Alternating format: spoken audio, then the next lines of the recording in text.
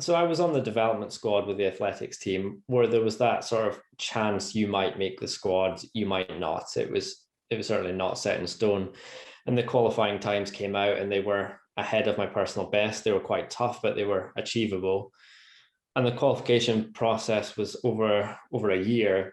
And I spent pretty much every weekend traveling around the UK trying to get these times, and I just kept missing them over and over and over again.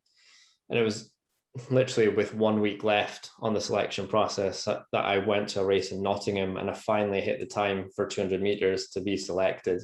That didn't guarantee me the place by any means, and if others had got the times and were better than me, then they would get the position. But I was essentially the last man on the plane, I think, to the Beijing Games. So I just made it, and to me that was just a monumental achievement. The fact I was going to become a Paralympian, something that I thought no one can ever take away from me, and just to be part of it. But I didn't appreciate at that time just how big they were. I mean, you think back to 2008, pre that, the coverage of the games was very, very minimal. I was aware of one or two famous athletes, Tanny Gray Thompson. That was probably about it, really. So I didn't know how big it actually was. And I remember watching the Olympics on TV, because that's the other interesting thing with the Paralympics is you compete a couple of weeks after the Olympic Games. So you're watching athletes competing in those venues where you're going to race.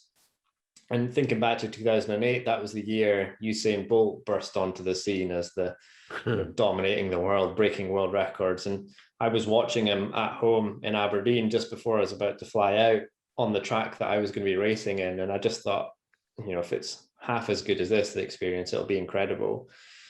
And then I arrived in Beijing and was taken to the athlete village, which was just a mind-blowing experience. And that's the moment I realized how big this was, when you've got athletes milling around from all across the globe, all with different disabilities, this like hugely diverse place. There's nothing like it on earth, and people watching at the Paralympic Village is just mind-blowing, and I absolutely love it. And I see these flags adorning all the buildings. This is where the athletes stay before and during the games, and it is essentially a village in its own right, with sort of tower blocks. And there's, of course, the food hall that everyone wants to know about, which is genuinely the size of at least one or two football pitches, with food available 24 hours a day. It was just amazing.